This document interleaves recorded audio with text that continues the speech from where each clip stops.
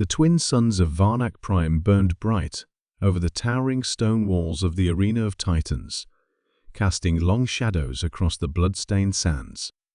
The grand structure, older than many civilizations in the galaxy, stood like a monument to war itself, where only the strongest beings in the known universe were allowed to enter. Every 50 cycles, the galaxy's finest warriors gathered here not just for glory, but for something far greater. The arena was a test of dominance, watched by the entire Galactic Accord, a council of over 300 intelligent species, each one waiting to see which power would rise and which would fall.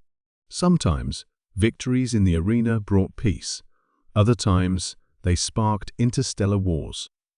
Thousands of spectators from all corners of the galaxy had come to watch, their voices rising in a wave of excitement as the gates rumbled open and the champions stepped forward.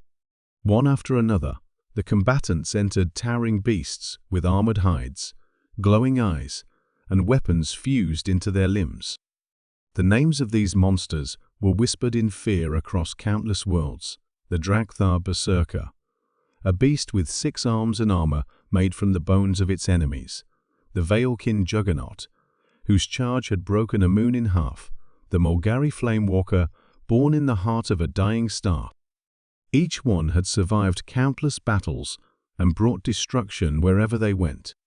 The announcer, a floating machine carved from gold and obsidian, boomed their names across the stadium in a dozen languages, its voice shaking the ground. The crowd roared in approval, chanting and screaming, until suddenly everything fell silent. A strange hum echoed from the final gate, one that hadn't opened yet. Then, slowly, it creaked apart. From the darkness inside, a single figure emerged. It was a human, alone. No armor, no weapons, no enhancements. Just a tall, calm figure in a gray exo-fabric suit, walking with steady footsteps into the center of the arena. The crowd blinked in disbelief, some laughing, others confused.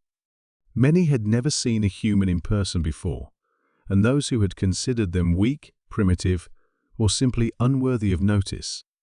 For a species that had only joined the Accord 3 decades ago, their presence in the arena was beyond unexpected.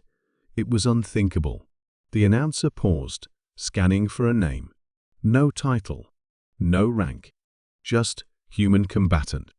Elara Morn. The beasts across the arena shifted. The Drakthar Berserker narrowed its glowing red eyes. The Veilkin Juggernaut took a step back. The Flamewalker tilted its horned head, and then, without warning, the impossible happened. The Drakthar Berserker knelt, one massive knee hitting the sand, head bowed low. A ripple of shock passed through the audience, and then grew louder as the Veilkin Juggernaut followed. One by one, every monstrous champion bent the knee before the lone human. Silence swallowed the arena. Even the announcer stuttered and failed to speak. The cameras zoomed in, capturing the scene for billions, watching across the stars. A lone human, unarmed and still, standing as 9 of the deadliest beings in the galaxy bowed before her. No words were spoken, no weapons raised, yet something unspoken had passed between them. Something ancient, something terrifying. In the VIP viewing box, council members and planetary leaders leaned forward, murmuring in confusion and disbelief. Some demanded answers. Others made calls to their intelligence divisions.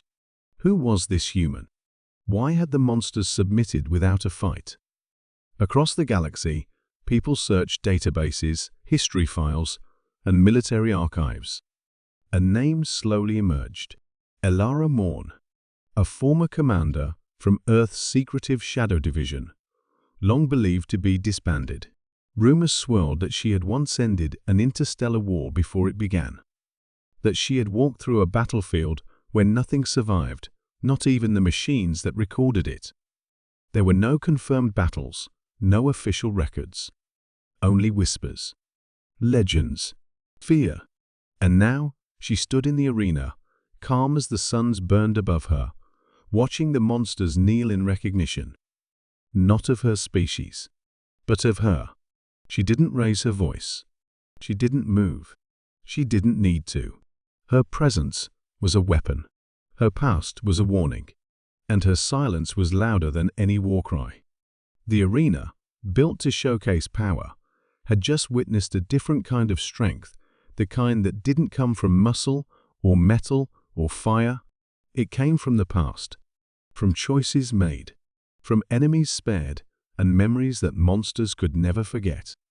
As the suns dipped lower in the sky, casting golden light across the kneeling titans, a single truth became clear to everyone watching. The human didn't walk into the arena to fight. She came to remind the galaxy of something they had forgotten. Humanity was not weak. It was waiting.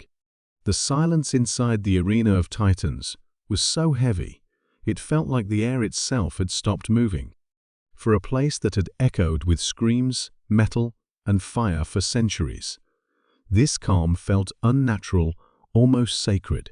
No one dared to speak. No one moved. The crowd, once wild with excitement, now sat frozen, unsure of what they had just witnessed. 9 of the galaxy's most dangerous warriors were on their knees before a single human, and she had not raised a hand. Ilara Morn stood in the center, still and unreadable, as if she had been carved from stone. Her eyes swept across the beasts in front of her, not with pride or arrogance, but with a strange sense of quiet understanding. Each monster kept their heads bowed, not from fear, but something deeper. Respect, or maybe regret. Somewhere high above, in a chamber filled with galaxy leaders and powerful diplomats, panic was beginning to grow.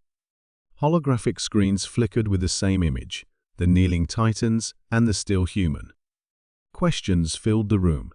Who authorized this? How did a human reach the final stage without notice? What kind of weapon did she use to control the monsters?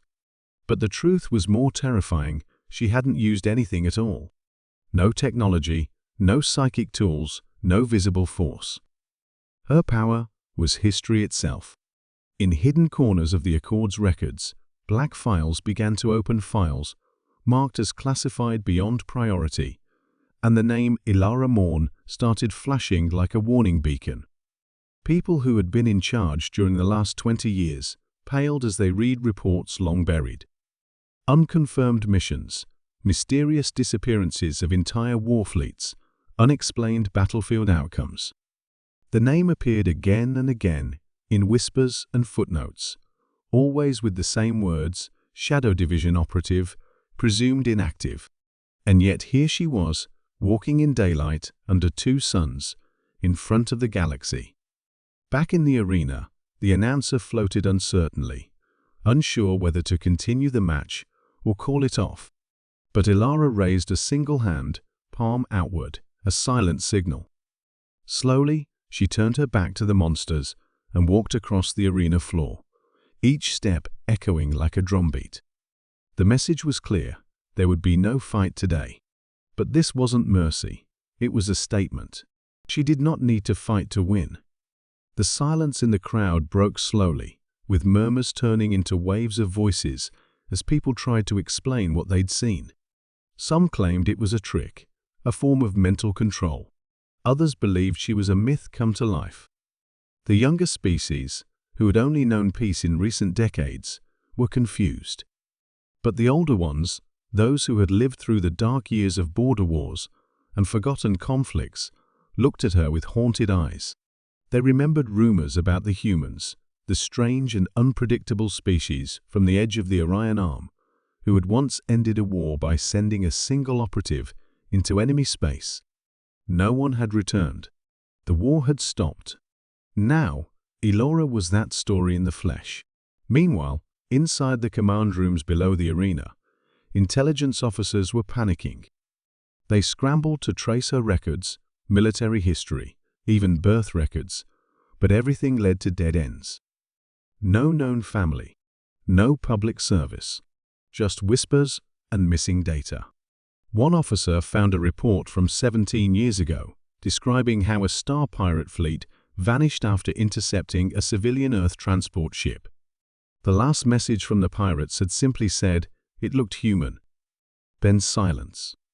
A similar report from a mining colony mentioned a woman matching Ilara's appearance, who walked alone into a hostage crisis and walked out an hour later with every hostage alive and every attacker unconscious.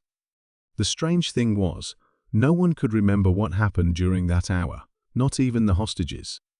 That was Ilara's legacy, not the destruction she caused, but the way events bent around her without explanation. Back in the arena, the monsters remained still, heads bowed, not out of submission, but choice. These were beings that had been programmed for war, creatures that existed only to destroy. And yet, each of them had a history with Ilara. Some had fought her and lost. Others had been spared by her hand. A few had even been trained in secret wars under her command. Whatever the reason, none of them would raise a weapon against her now. The crowd was beginning to understand. This was not weakness. This was power at its most dangerous form, the kind that needed no display, no violence, no noise. It was the kind of power that lingered in silence, the storm you felt before the sky cracked open. And in that moment, every watching soul across the galaxy realized something important. If this human could command monsters without speaking, if she could stop a battle with a glance, what would happen if she ever truly decided to go to war? The arena of Titans had witnessed many champions, but never anything like this. The silence was no longer empty.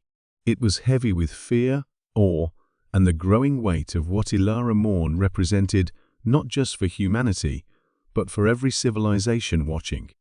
This was not the end of something. This was the beginning of a reckoning. Across the galaxy, the image of Ilara Morn standing silently, while the arena's monsters bowed, was being replayed on every screen, every station, and every official channel, yet no one could fully explain what they were seeing.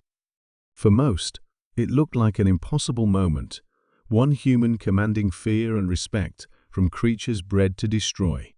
But deep in the quiet chambers of forgotten archives, among dust-covered data cores and locked files sealed decades ago, her name was not new.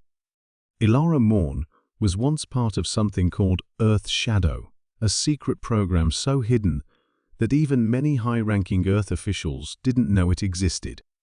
It was born in a time of chaos, when humanity first stepped beyond its own solar system and learned that the stars were not silent. Back then, the galaxy was not peaceful. There were wars between ancient empires, skirmishes over mining rights, and bloodshed that turned entire planets to ash. Earth, new and unknown, was seen as weak, easy to exploit or conquer. But instead of raising great fleets or building vast armies, humans did something different. They trained a few, not hundreds, not even dozens, just a handful. These were people chosen not for size or strength, but for something harder to measure: resolve. They were taught to survive alone, to think faster than machines, and to fight not for medals, but for peace bought in the shadows. Ilara was one of the best.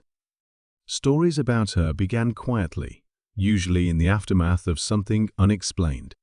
A pirate fleet gone missing near the edge of known space. A civil war that suddenly stopped when one side surrendered without reason. An alien warlord who vanished from his fortress with no sign of a struggle.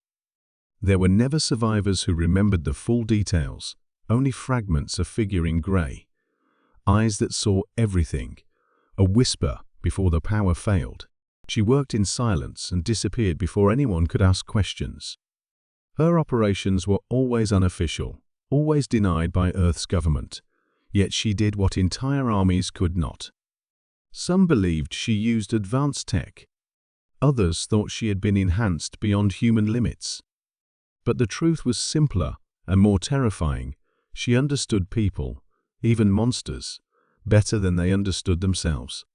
And now, decades later, she had returned, not in a stealth mission, but in the open heart of the galaxy. The monsters who bowed to her were not random foes. Each one had a history with her. The Drakethar Berserker had once led a rebellion on a slave world, until Elora arrived and broke its chain of command in a single night. She spared him, and in return, he had vanished from war, never fighting again. The Veilkin Juggernaut had been caught in a trap laid by its own leaders, and was dying when Elora rescued it, not because she had to, but because she refused to let someone suffer for others' mistakes. The Flamewalker had been an enemy long ago, and their battle had left an entire asteroid belt shattered. But at the last moment, she had not delivered the killing blow. She had said something to him, something no one else heard, and from that day, the Flamewalker never returned to the battlefield. These weren't just enemies. They were living proof of her choices, not to dominate, but to change the course of things quietly, deeply, forever. On Varnak Prime, leaders argued behind closed doors. Some demanded she be arrested for unknown actions. Others wanted her brought in for questioning. But no one made a move, because even without weapons, even without armies, she had done what no one had ever done before, turned monsters into witnesses of her legend. The galaxy had feared brute power for too long. It had worshipped size, firepower, and numbers. But now, standing in the aftermath of a battle that never happened, people were beginning to see a different kind of force, one shaped by quiet decisions, hard paths, and the ability to stop war before it even started. Children watched her in awe, artists painted her image, and soldiers on distant planets whispered her name like a ghost story turned hero tale. She was not just a person. She was a shadow cast by Earth's unknown history, a reminder that peace doesn't always come from treaties and flags, but sometimes from people who walk into danger alone, without fanfare, and make a choice not to destroy, but to save. The monsters in the arena had not been forced to kneel. They had remembered, and the galaxy was now beginning to remember too. Elara Morn had not returned to claim glory. She had returned to remind them all, humanity was never weak, it was just waiting until the stars were ready to understand what strength truly meant. As the dust of the arena settled, and the crowd slowly began to leave in silence, the weight of what had just happened did not fade, it grew heavier with every passing hour. In every corner of the galaxy, on space stations, battle cruisers, colony ships, and far-off planets, people were still watching the replay of Elora Morn stepping into the ring, unarmed and alone, only for the 9 fiercest champions to kneel in her presence. The galaxy had always respected power, but it had never understood restraint. For centuries, the arena of Titans had been a place of glory through destruction, a sacred battlefield where strength was proven by blood spilled. But Elara had rewritten all of that without throwing a single punch. She had shown that real power wasn't measured in how many enemies you could kill, but in how many you could stop without killing them. This realization began to stir uncomfortable thoughts in the minds of those who ruled through force. In war councils and hidden bunkers, generals and admirals spoke in low voices, remembering all the times they laughed at the humans for being soft, for choosing diplomacy, for sending small crews instead of massive war fleets. Now they wondered if that softness had been a mask, and what lay beneath it. On Varnak Prime, Elara sat alone in a quiet chamber beneath the arena. The walls were smooth and cold, designed to hold dangerous warriors, but she sat calmly, as if the stone around her didn't matter. She wasn't under arrest. No one had dared to give that order. Yet the council had asked her to remain for discussion. They wanted answers, not just about her, but about Earth, about the Shadow Division, about how one human could silence monsters with a glance. She knew they would come with questions, but she also knew they wouldn't understand the answers, because what they were truly asking was something no report could explain. How does someone gain the kind of strength that doesn't need to be used to be felt? Outside the chamber, one of the creatures who had bowed Karan, the Drakthar berserker, stood like a silent guard, not because he had been told to, but because he chose to. He remembered what Ilara had done years ago, when she had a perfect chance to kill him and didn't. That one act of mercy had changed him more than any chain or prison ever could. Inside the council chambers above, a debate had turned into chaos. Some leaders feared Elora, claiming she was a threat greater than any known superweapon. Others believed she was the key to true peace, proof that humanity had achieved something no one else had. A few wanted her controlled, studied, maybe even neutralized, before she could shift the balance of power. But no one could agree on one thing: what would happen if Earth had more like her? The thought alone made entire star empires rethink their strategies. They had always calculated risk based on numbers: how many ships, how many weapons, how many troops. But now, they faced a kind of risk they couldn't count. What if power didn't come from machines, but from people who knew when not to use it? What if that kind of restraint was more dangerous than brute strength? Ilara sat in silence, aware of the rising fear above her, but not moved by it. She had not come to prove anything. She had come because the arena had become a symbol of what was wrong, the idea that peace could only be earned through domination. She had shown them another way, not by talking, not by preaching, but simply by being what others were too afraid to become.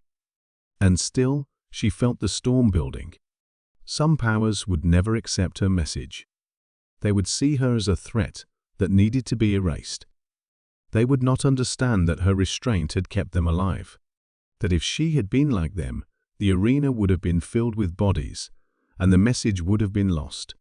But it was not weakness that had stopped her. It was control. And control is what separates monsters from protectors.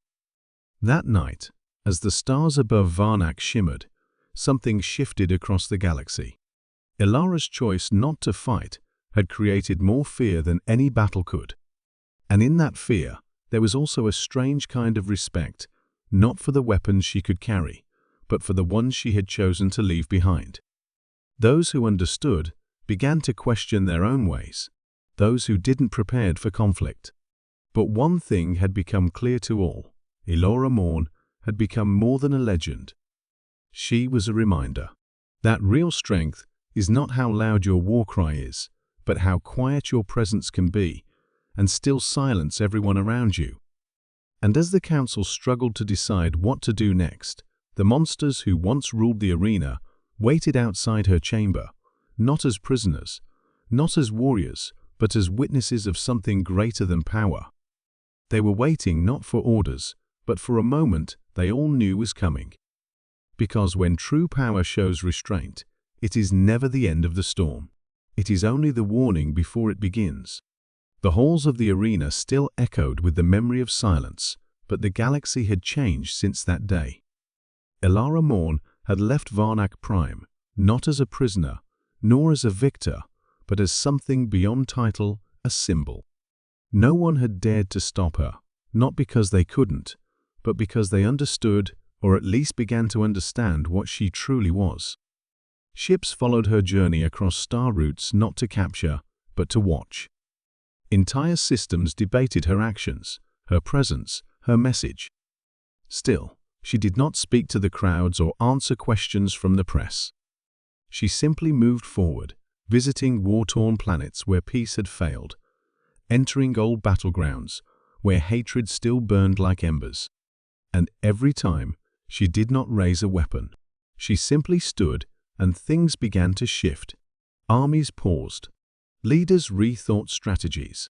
The presence of one silent human made entire fleets hesitate. But there was one place left. She hadn't returned to the place where it had all begun, far from the arena, far from the shining systems of the Galactic Accord. Deep in the dark of forgotten space was a moon called Eshar, once the site of a massacre no one spoke of anymore. It had been erased from records, covered up by those who didn't want to remember. But Ilara remembered.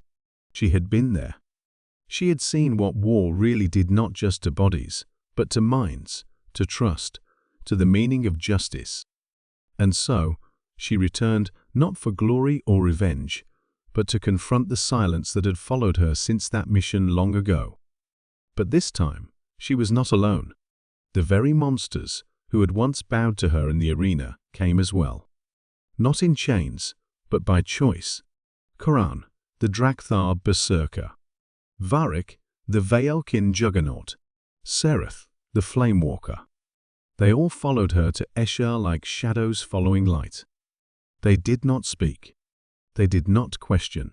They walked with her into the place where pain had buried itself so deep that even memory feared to dig it up. And what they found there was not an enemy or a final battle, but children. Survivors. The forgotten. They lived in the ruins of old machines, fed on ration packs dropped by smugglers, and knew nothing of peace. They had grown up with no idea who Elara was or what the arena meant. But when she stepped into their broken world, they looked at her, not with fear, but with hope, as if some quiet part of them recognized that she was not a soldier, but a protector. She knelt among them, gave them food, warmth, and for the first time in years safety. And then, without asking, they bowed. Not in the way the monsters had bowed. Not out of fear or history, but from instinct, from the unspoken understanding that the figure before them carried something sacred, not just strength, but peace without price. The monsters watched in silence, and something in them changed. They had followed Elara because of a memory, but now they saw something greater, a future.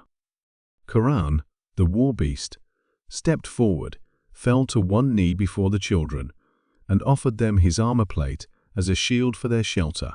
Sereth, whose flames once burned cities, lit fires for their warmth. One by one, the monsters gave something back, not as warriors, but as protectors. They were returning the bow they had once given in fear, but now they gave it in respect to the one who had changed their nature. And as Elara looked out over the shattered moon, she saw it, the real victory. Not in the arena, not in the silence of leaders or the trembling of fleets, but here, in the moment where those once called monsters had chosen to protect instead of destroy, and where forgotten children now looked at the stars with eyes full of dreams instead of fear. That was the true ending, not written in blood or carved into stone, but felt in hearts across the galaxy. When Elara stood again, the monsters stood with her, and the children followed. They left Esher not as a squad, not as an army, but as something new, a legend made real. And the galaxy watched, holding its breath, not because it feared her next move, but because it wanted to see what came next. The human who had walked into the arena alone had made the monsters bow. But now, the bow had been returned not just to her, but to the idea she carried. That true power is not about control, but about choosing not to use it. Elara Morn, the shadow of Earth, had not ended a war with fire. She had ended it with mercy. And in doing so, she reminded the stars of something they had forgotten, that sometimes it takes just one human not to destroy the darkness, but to stand quietly within it and turn even monsters into protectors.